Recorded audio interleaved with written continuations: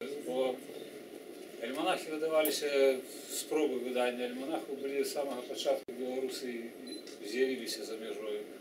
Але що тичиться гэтага альманаха, то я якраз 10 років тому я взявся за таку працю редагування газети «Беларусь», яка і по сьогодні виходить, але я більше її піднімаю відносином. І мені часто присилали різні такі творы, речи, люди, которые не газетного формата были, але их шкода было нельзя просто откидывать. И такая у меня возникла идея, что можно их собрать и неколи выдать с неким особым выданием альманаха. Ну вот оно так долго починалось, и там мне годов 5, напевно, взяло это, але у 2007 году был первый номер. Ну и с того года он, мне здається, набирає популярність, все більше людей про його довідуються, хоч коло авторів, воно більше ті самі полова прикладно, всі ті, хто з номеру в номер друкується. Ну, це можна зрозуміти, бо люди, які живуть за межою, не шмат їх є можливість, хто пише по-білоруську і не надрукуватися. В Білорусі їх не ведають, друкувати просто так, і більше ніхто, ну, а в альманахах це легко зробити, хто має нечто для друку. Ось. Так що ми такі презентації робимо кожен год, приблизно в цей час, у красовику, в листопаді. Всі умови, як хто з вас зацікавився і хоче нечто дати, тут є. Можна набути буде потім альманах, і тут все це розписано, куди стати, як, коли, які терміни. Ось. Це збільшого, що тичиться історії. Потім, як він видається. Коли це було при газеті «Беларусь» подчас мого редакторства, це було за сродки ті, що були у редакції газети «Беларусь». Це було легше робити. Тепер він видається виключно за дякуючи ахвяруванню, яке люди просто ахвярують. Спис усіх ахвяродавців, хто давав, я все друкую початку. Хто давав, вони всі тут є перелічені. І, ну, частково за то, що дається продати там некую кількість особників, і це, можна сказати, дробить. Друк відносно дорогі, і це, звичайно, навіть не покриває видатки, як надрукувати, там це все треба таким чином покривати. Так. Ну, але поки що є можливість це робити, я сподіваюся, що це буде ще виходити, поки я знову це робити. Запрошую кого завгодно долучатися, допомагати мені, як навіть могли б домовитися. Тут присутнічають, в принципі, всі люди, хто мав дочинення до друку альманаха. Ось. І всім я постараюся дати можливість виступити. Вони всі, правда, такі бойові і якби соромляться, мені здається. Це, напевно, є що їм сказати. Ось. Я не веду, якісь такі питання ви мені задавайте, бо потім я хочу давати слово вже автору, хто у нас є. Я бачу, що ще не всі прийшли, так я так хочу трохи потягнути час. Ще два у дорозі, я думаю, що вони повинні тут з'явитися, і мені тяжковато добиратися до цього місця. Я маю питання. Що саме тяжке було? Який саме тяжкий був випуск? Ну, напевно, перший, я так думаю. На огул там якісь основні тяжкості? Основные тяжкости, коли не брать под увагу там финансы, а просто розповсюджування, напевно, тому що його, напевно, було б можна на шмат ширей пускати по світі, але мені якби нема коли займатися цим, я так то, що можу роблю. В Білорусі я його розсилаю досить широко, але просто безплатно різні там бібліотеки. Але у тебе он там же не застається, ні? Що так сказати? В хаті у тебе не застається там? У хаті? Ну, я так шмат не друкую, я ведаю прикладно, скільки мені треба. Часом більше, часом менше. Але я можу додруковувати їх, це не проблема. Як мені не кончаються, я можу друкувати просто. Скільки спотребиться. Люблю Бога. А скільки екземплярів відсилати Ніколаївсь? Ну, я думаю, десь, може, яких під 50 так всього разу у Білорусі. І куди? Ну, есть частка людей, которые там разные критики, там литературознавцы, там некие знакомые, скажем, мои. Так само А Во все библиотеки? областные университеты, в Минску такие навчальные установы, где есть кафедры белорусской мовы. А библиотеки нет? Библиотеки, там, Да, вы там президентские, там, национальные. Я не ведаю, ці вони это там открывают для користання. Ну, напевно, я не ведаю, ці ніхто там ходив. У національному мой Спробував батько почитати. брав уроки. А, ну, значить, все, пора задивилась. Так само в інші різні країни, правда, недалеко не во всі. Я кажу, що я не ведаю, у кого є колекції, в яких установах, бібліотеках такого штабу літератури. Те, що я ведаю, я ж... Так що можна знайти, хто цікавиться, можна відшукати, навіть живучи невідомо де, які праці там пише науково, це можна... Ну, можна мені, звісно, звичайно, поцікавитися, допомогти знайти. Смяротнае пакаранне мае тысячу розных аспектаў. Якби пра гэта вельмі рэдка гаворыцца і ў прэсе, і ў розных дэбатах, дыскусіях. Тэкст называецца «Хлопчыкаў сон». Аднаму хлопчыку аднойчы прыснілася, што ён выпіў вока сяброўцы з панадворка і пойдзе сядзець за гэта ў калонію для непаўнагадовых. Колькі ж было шчасця, калі раніцай ён зразумеў, што гэта быў усяго толькі дрэнны сон. Наступнай ночы яму прымроілася, што ўбівае нож у плечы настаўніцы гісторыі, якая прыгразілася, што пакіне яго на год у той самай класе. Прачнуўшыся, ён ізноў уздыхнуў з палёгкай, адлягло на сэрцы, і тады, калі прабудзіўшыся, ён згадаў, што ў сне яму пагражала смяротнае пакаранне за ўзарванне самаробнай выбуховай прылады в цэнтры горада. З часам ён прызвычаіўся да сваіх жахлівых сноў і прывучыўся нават да пэўнай кантраляванай стрыманасці ў свеце мрояў. Бойкі, згвалтаванні, забойствы, нават наступствы, звязаныя з выкрыццём, ужо не трывожылі ягоных начных увасабленняў. Калі хлопчыка вялі на расстрэл, ён усё яшчэ думаў, што вось зараз, праз момант, напэўна, прачнецца. Другі тэкст называецца «Мухі ў галаве», і яго я наогул не буду приближаць, тлумачыць. У аднаго чалавека завяліся мухі. Каб даць ім рады, ён пачаў лавіць і прыносіць у пакой павукоў. Трохі абжыўшыся, павукі нарабілі мноства павуціння, якое дашчэнту вынішчыла ўсю папуляцыю мух. Аднак павукоў развялося столькі, што чалавек быў вымушаны развесці ў пакоі птушак. Тыя хутка перадушылі ўсіх павукоў, адначасна ў некалькі разоў павялічыўшы сваю ўласную прысутнасць, пазабіваўшыся ва ўсе шчыліны у даху. Чалавеку не заставалася нічога іншага, як займець катоў. Праз некаторы час каты далі птаству рады, паспеўшы за час змагання размножыцца ў разы. Каб вытурыць катоў, чалавек завёў сабаку. Пасля таго, як каты на золы паразбегліся па ўсім наваколлі, выявілася, што сабака – гэта цяжарная сука.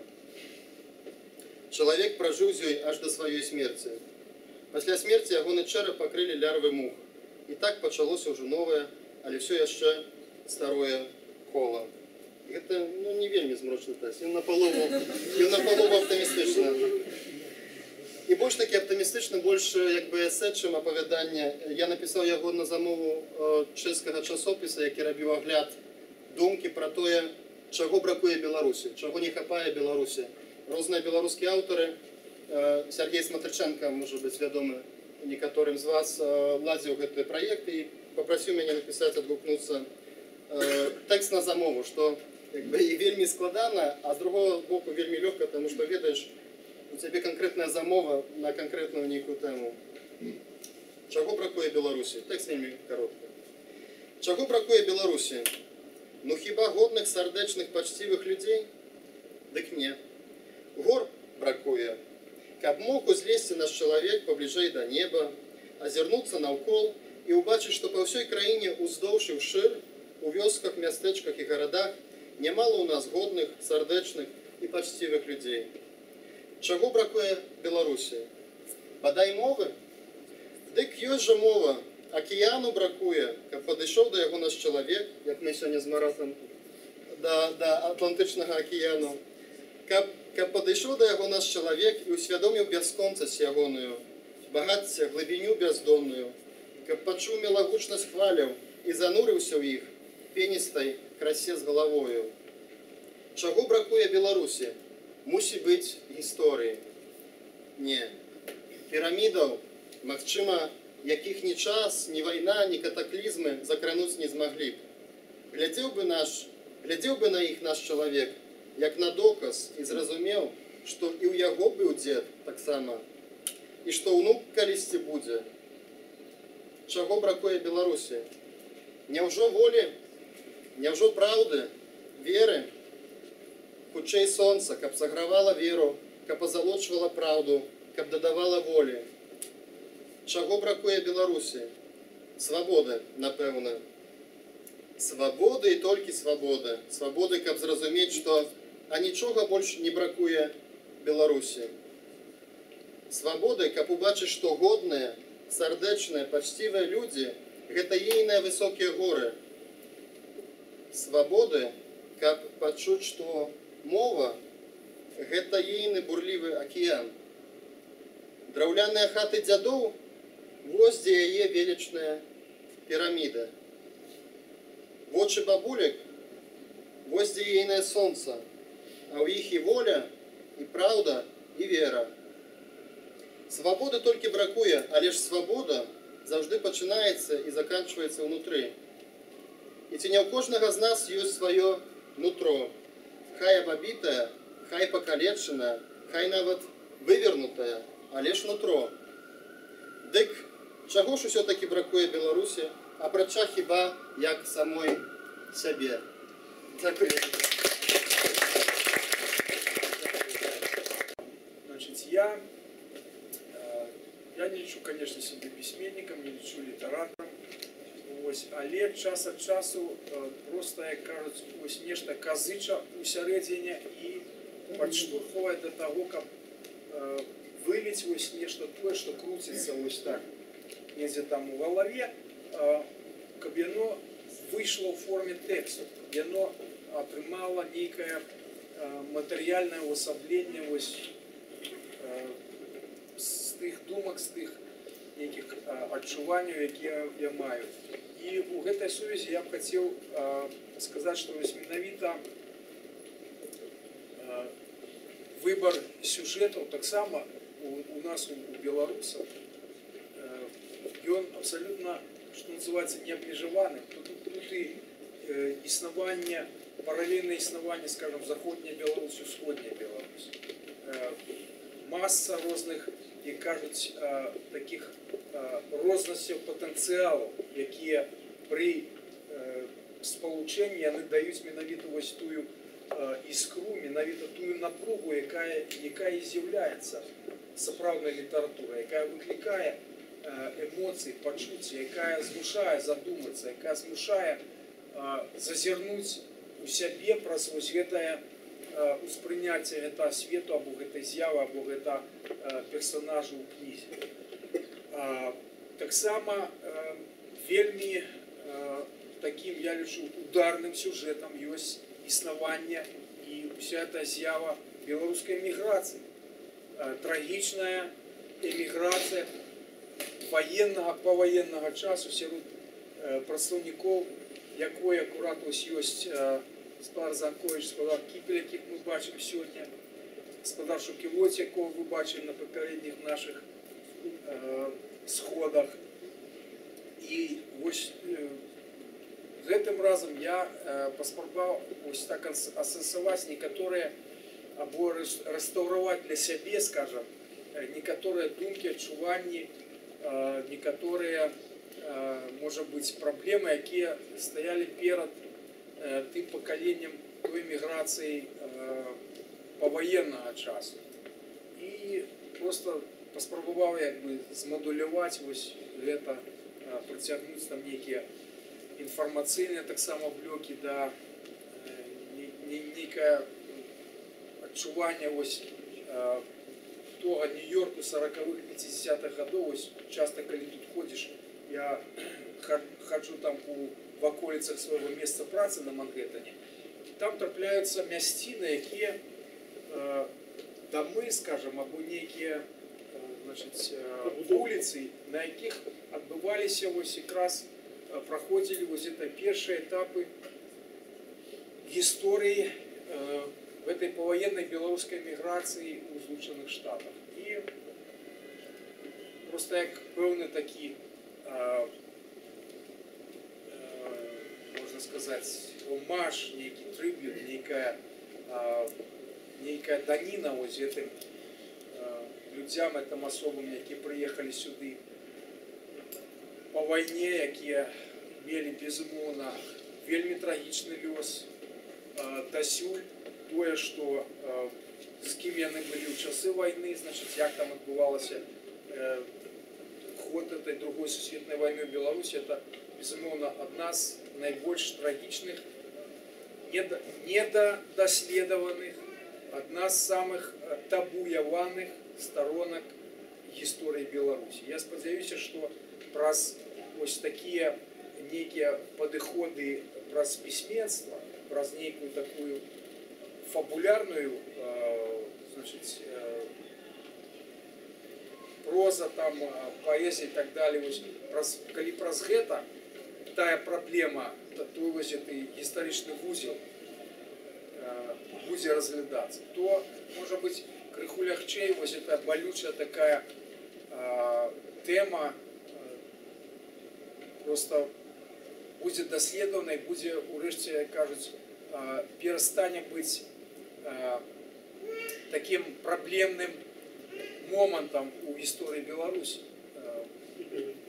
белой плямы, дакладна. І вось это мой, кажуць, сціплы такі крок, можа быць, у гэтым кірунку. Дякую за увагу. Зборкі гэта маюць велізарнае значэнне. Таму што якраз гэтыя кантакты і гэты струмень, вот гэты элексір, гэтай энергіі мы здабываем на гэтых зборках.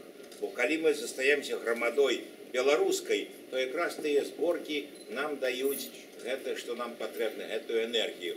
На адной з такіх зборак, прыкладам, 60 гадоў таму назад я пазнаёмся з доктором Занковичем. Ну, можа 6, можа і больш, у 45-м годзе. На другіх зборках з Юрком Азарком, які тут быў недавно. Далей на зборках з Зайкам пазнаёміўся, з Валей Якімович і з Маратам. І вот на гэтых зборках набываеш таксама гэтае дасведчанне і новыя людзі, і, так сказать, новая энергія для сваёй працы. Марат зазначыў, я старшыня Беларускага інстытуту навукі і мастацтва, арганізацыя амерыканская, якая паўстала ў 51-м годзе. Мы выдаем гадавік запісы, правда, ён не быў гадавіком, цяпер 35-й нумар ідзе. Гэта навуковая публікацыя, калі у вас ёсць нейкія навуковыя артыкулы. Распаўсюджваецца ён пераважна ў бібліятэках. Мы маем 38 бібліятэк, якія падпісваюцца, і маем вельмі шмат розных навукова-даследчых установаў. Некалі это былі установы, якія вывучалі Савецкі Саюз, сягоння якія вывучаюць усходнюю Еўропу. Выдалі мы больш як 60 кніжак за гэты час, за час існавання, і, безумоўна, праблему ў нас хапала. Але, калі я на адной са зборак пазнаёмся з Маратам, і Марат выказаў такі пагляд выдання такога альманаху, бясспрэчна, я яго адразу падтрымаў. Для мяне это было такое... Я вывучаю беларускую міграцыю. Пару слоў пра сябе. Я кончыў Лювенскі універсітэт разам з доктором Занковичем, спецыялізаваўся ў геалогіі. Нейкі час працаваў геолагам, а потым у Амерыцы ўжо я аддаўся вывучэнню беларускай міграцыі. І поруч я вывучаў нагул беларускую міграцыю. Кожная хваля эміграцыі давала нешта новае. Людзі, якія прыязджалі з губерняў, калі не было яшчэ Беларусі, Віленская, там, Менская, Віцебская, Магілёўская губерні, яны пакідалі рэчы. Некаторыя рэчы можна знайсці ў музеях, якія ідэнтыфікаваны як рэчы з Беларусі, і нават слуцкія паясы. У Бінгhamтоне выстаўляліся два паясы. Ёсць у Бафала адзін, а другі ёсць у Вашынгтоне. Такім парадкам тая эміграцыя хваля той эміграцыі, якая была безназоўная, але, безумоўна, у кнізе я пішу, што это нашы людзі, яна пакінула этнаграфічную прысутнасць. Эміграцыя, якая была пасля рэвалюцыі 18-го года, это палітычная эміграцыя, якая заснавала беларускія арганізацыі. У першую чаргу, знаецца, Беларуска-амерыканскі саюз у Чикаго, гэтакія людзі, як айцец Тарасевич, Бубешка, шмат такіх людзей. Эміграцыя пасля другой сусветнай вайны заснавала ўжо цэнтры, цэрквы, асяродкі. Гэта была найбольш палітычна даспелая эміграцыя. І вось новая эміграцыя прыйшла з новымі ідэямі. Я лічу, што самае важнае у новай эміграцыі, да якой, безумоўна, належыце і вы ўсе, магчыма, это часткова, дай Бог, это частковае прыпынішча, але часам оно пераходзіць і ў пастаяннае. Гэта злучаць беларусаў свету. Вось я лічу, што альманах, я працую ў Беларускім інстытуце навукі і мастацтва.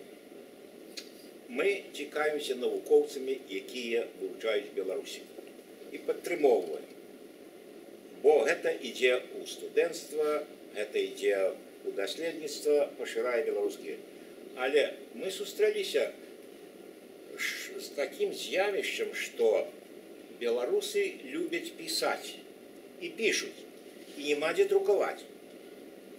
І гэта з'явішча, яно як бы, жыло. Я раскажу такі кавалак, любіць чытаць і пісаць, не спяваць і чытаць. Калі я вывучаў беларусаў Амерыкі і рабіў інтэрв'ю з такім Александром Колодкам, ён прыехаў у 1908 годзе з Наваградчыны, і калі ён выйшаў з парому на ніджерсійскі бок і запытаўся ў паліцейскага, як мне знайсці маіх землякоў, паліцейскі сказаў, вот по гэтай дарозе ідзі, і як ты пройдзеш кілометры 2 і пачуеш спевы, гэта твае землякі. Ну, і ён так знайшоў, тады звалася это рускім домам. Але пішуць вельмі шмат. Нават гэта другая эміграцыя, якую я вельмі добра ведаў, і не было дзе друкаваць.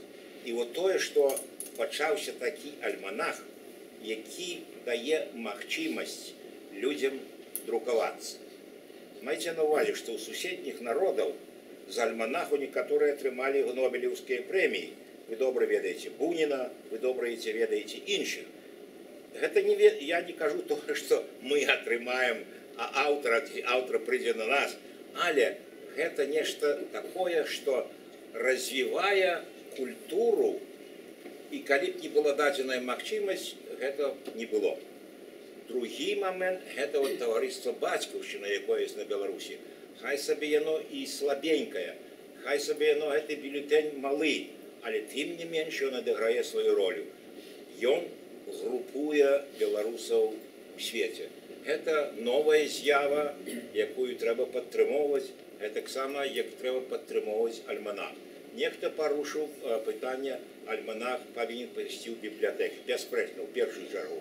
Але таксама і ў хаце ў кожнага, калі не ў кожнага, так прынамі у сяброў ён павінен быць, бо, як сказаў гаспадар Варанцоў, мы утрымоўваем існаванне гэтага альманаху. Рэдактар нічого за друк не атрымоўвае, ні за што не атрымоўвае, дакладае свае грошы, але трэба плаціць за яго. І таму трэба падпісвацца на гэты альманах і яго старацца пашыраць. Я жадаю гаспадару Марату, так як ён да гэтага часу вёў, і надалей весці з такой самай энергіяй, і мы яго бясспрэчна падтрымаем. Шчыра дзякую, Марат.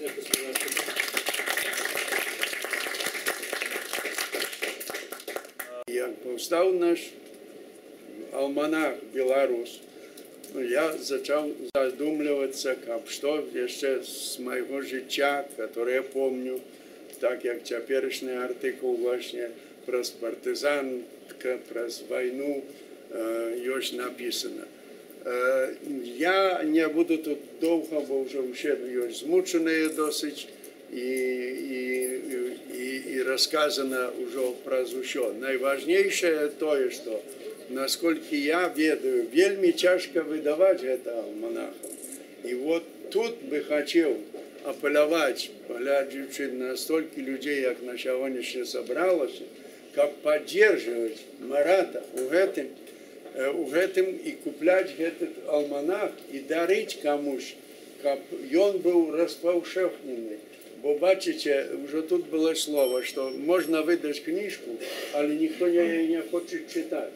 І многа гэтак літаратуры беларускай прападаюць, што няма чытачоў. Также мой апель да тут усіх сабраных і несабраных, которые можете пераказаць, каб гэта дзейнасць, папросту апелюю, каб гэта дзейнасць не упала у нас. Бо если нам откажется Марат гэта рабіць сам, то мы не знойдем другого. Таму вялікае яму брава, што можем да яго напісаць артыкул і яго распаўсюдняць і распаўсюдняць больш сярод Беларусі і на Беларусь нават. Старайтесь. Мартыненко ніколі не меў умець не збіраецца, бо яго цікавіць толькі добрая літаратура. Мы выпілі з ім гарбаты і пайшлі на прынялую дажджом ноч.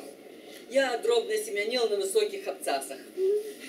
А ён ішоў няспешным, шырокім крокам бы земляром, абмерваў уласную зямлю, расправіўшы плечы, папыхваў цыгареткай і маўчаў, засяроджан сабе. Мне хацелася б аперціся на ягоную надзейную руку, але я не магла адважыцца на тое, бо ён здаваўся мне непрыступным, нібы сфінкс. На прыпынку і наўкола не было нікога, ні людзей, ні хоць якога-небудзь транспарту. У вышыні грымнуў пярун. З полых маланкі асвяціў абрысы высокіх, нагрувашчаных адна на адну жоўта-шэрых чорных хмараў. Выючы наляцеў віхор, узвіў слуп пылу, шпурнуў яго на нас, халодны дождж разрэзаў цемру нябеснай цвердзі моцнымі кроплямі на ўскос. Бысцяна наступала на сцяну і панёс па дарозе буйныя стрымені вады. Наше адзенне мгненна прамокнула да ніткі. Мокрая кашуля обляпила дужие плечи Анатоля, обрисовываючи рельеф мускулистых рук и моцной постати. Минула 12-я година ночи. Першая, другая година ночи. Дождь не думал спыняться, мы закоченели. Моўчкі Анатоль притулил меня, каб согреть. А у меня уже было оправдание, как притулиться и отчуть пульсацию гарячай крыві ягонага сэрца, датыкнуцца да дужай, як у быка шыі, удыхнуць свежы пах скуры здаровага маладога мужчыны, выводар спелага антонаўскага яблыка. Раскіданыя ветрамі, прылашчаныя дажджом русыя валасы Анатоля, прамы нос, пад якім рэльефна ўздымаліся адброўныя дугі, упарта наступленыя сківіцы, прухкія вусны былі так блізка. Я адчувала себе вязнем ягонай абаяльнасці. Ад залевы прарванага вадой неба, ці адбруяючы ў нас маладой жыццятворчай эмоцыі, я не ведаю. Маё цела пачало складацца і дрыжэць. Шчыпляла зубы, а яны як страгніцусь адно стукалі, стаялі моўчкі, толькі бясчутная. Бысон трава, усмешка і вочы Анатолія. Дапытліва. І ўсё глыбей углядаліся мае. Я адчувала, што мы адзіныя крыві аднаго роду племені з аднае зямлі бы спляліся два дрэўцы ў росце хране, якіх пасажаны заблізка. Халодная кроплю дажджу, здавалася, ўжо прадзяўлю нашы галовы дзіркі. 3-я гадзіна раніцы. Аб 11. Я нерашуча прапанавала. Мы пойдем до цябе, Анатоль. І што? Будем спаць у адным ложку? Аголеныя? Жартаўліва перапытаўся ён. Тут знянацку, з дажджу і цемры вынырнула таксоўка. Калі я дабраўся да хаты, дождж суняўся. Цвіла начная цішыня досвітку. Мяне ж перапаўнялі гукі дзівосная сімфонія, якая лілася аднекуль знутры мяне і напаўняла на ўвесь абсяг духу. Хацела стаць пад струмень гарачай вады, каб сагрэцца. Ды шкада было змываць сябе цеплыню Анатолевых рук, якую я ўсё яшчэ адчувала.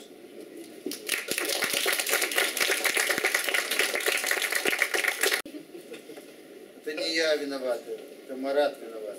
Я тоже так думаю. Моей вины тут нема. Ну, что там кто-нибудь свое там? Они что-то расскажут. Ні, тут читати, в принципі, нема чого, хто веде. Ну, вот победят. Так. А, хто веде, у мене була така книжка «Кровавый помол» називалася, про кровосмоков, кровопийцев. А тут була спроба написати другу частку. Я написав навіть більше, ніж перша частка, але так і не скончив. І ось тут якраз і уривок з цієї несконченої частки ось в этом випуску «Альманаху». Я не ведаю, що тут казали, тому що тільки що з'явився, але напевно знову треба сказати дякую Марату, бо вже кілька років він тримає цей альманах. Альманах виходить і виходить на зло нашим ворогам. Ось. Тому це приємно, це добре. А що ще я не ведаю, що ще додати. Більше нема Таня, чого. будь ласка, хто-небудь скаже? А ці буде протяг цієї історії, що надруковані? Я вже читала. У сенсі протяг того, Ну, що... навіть этой, ну... Так гэта кавалак другой часткі кровавого помолу. Тут усяго, колькі я не ведаю, сторонок, Три частки. тут, ну, усяго на сённяшні дзень з другой часткі ёсць амаль 200 сторонок написано. Это толькі кавалачак стоит другой часткі. І другая частка не сконченая. І можна писати і третю, можна і 25-ю, не студа. Будя. Історія вельми інтригуюча. О, это добре. Я признаюся, заснуть не могла. Это не может быть. Честно. Это добре. Это правда. Это добре, значит. Ну, і я так була розчарована, що концовки нема, і ще, ну, в найліпшому випадку год чекати наступного Ні, альманаху, ні, як ні, це подожди, прочитати. А хто на праці засинає, то дираю праці, не можете заснути. Як висвітлило, що не можна заснути. Як на праці засинаєте, так то треба з головою. Де там? Да, да. І все. Так що ёсць протяг, ёсць шмат больш в гэтай другой часткі, але не ўся тут і не ўся дапісаная. Ну, як будзе магчымасць, то я постараюся напісаць. Я не буду нікого затрымліваць і стамляць там расповедам, я просто заклікаю ўсіх чытаць гэты альманах, потому что, ну, гэта сапраўды падзея. Перафразуючи Богдановича, скажу, мы не самотные, мы книгу маем. Правильно? Пам'ятаєте такое? Тому читайте, калі ласка, і я ще запрошую писати так само сюди. Ну, я вельми щаслива сьогодні побачити авторів альманаха, ну, це вже хто, я вперше бачу їх, це вже ті, хто стали нашими так званими класиками. Але так само мені б хотілося і молодих так само заохотити, щоб було більше віршів, ваших уражень, ваших слов, ваших, ну, так само, може, яких спомінів і просто мистецьких творів. Ну, щоб нам усім було цікаво. Тих, кого ми ведаємо, читати. Все, дякую.